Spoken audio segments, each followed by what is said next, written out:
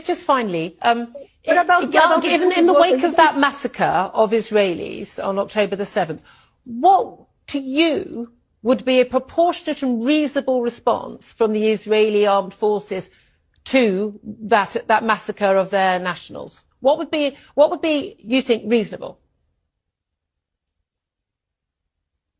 I didn't get your question. Can you say that again? Given the massacre of 1,400 people, Israelis, women, children, the taking of hostages, 199 hostages, all of the horrific atrocities involved in that massacre by Hamas, what do you believe, as a Palestinian journalist living in Gaza City, what would be a proportionate and reasonable response from the Israelis to that? You know what is the saddest thing here is that no, answer my question, please. You know, we only hear the mainstream media or the media in the West. No, please, Wafa, please answer my question. What you're saying that the response of the Israelis right now is unacceptable. You're calling it a massacre. What would be a reasonable response? It's ethnic cleansing. Okay, so what would be a reasonable response?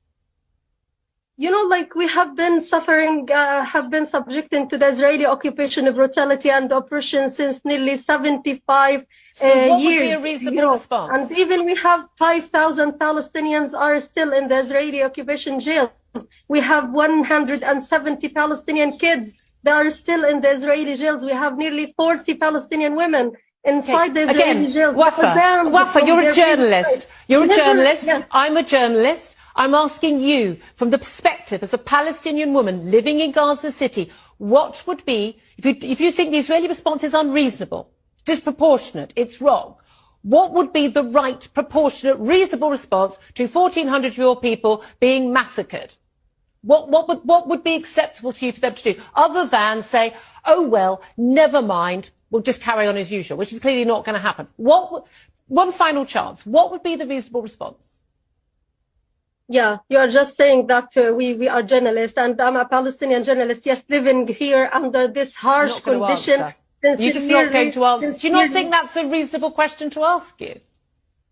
Listen, it's the question. I mean, like, you didn't know that they committed, like, since we here in Gaza, since nearly 17 years. I do know that. We have been Israel. Stop telling me what I don't know and answer the question.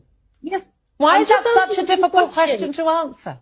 Sorry, I'm answering your questions here because, you know, you just look to the Israeli side and you I'm not looking at just the Israeli side. What is happening. I'm asking you a reasonable question. What's a proportionate, reasonable response to that massacre? You know, like, listen, I'm just reporting what I see as a journalist from here, from Gaza. I saw that the Palestinian people are suffering on a daily basis because of the Israeli brutality against them. The occupation. And because of Hamas's brutality. Listen, the Israeli occupation, they are using phosphorus bombs. Do you know that? They are using I asked an Israeli person about that only last week. Yeah, they are using internationally banned weapons. Again, still not an answer to my question. Should we give up? Should we just give up? You're not going to answer the question. We'll have to leave it. It is a collective punishment. What is happening here is a collective punishment. So what would be the correct response? But look at the very beginning when who started this? We were living, like, I'm a Palestinian refugee. I used to live in. Okay. I'm going to interrupt you. I'm going to leave it there because if any conversation in this, it ends up going back to. I mean, let's go back 1,000 years. Wafa al-Udaini. Wafa, I'm so sorry. It took a long time to get you on the line. While we're waiting to speak to you, we've got less time. If you're not going to answer my question, then we'll have to leave it. I do appreciate you joining us. Thank you.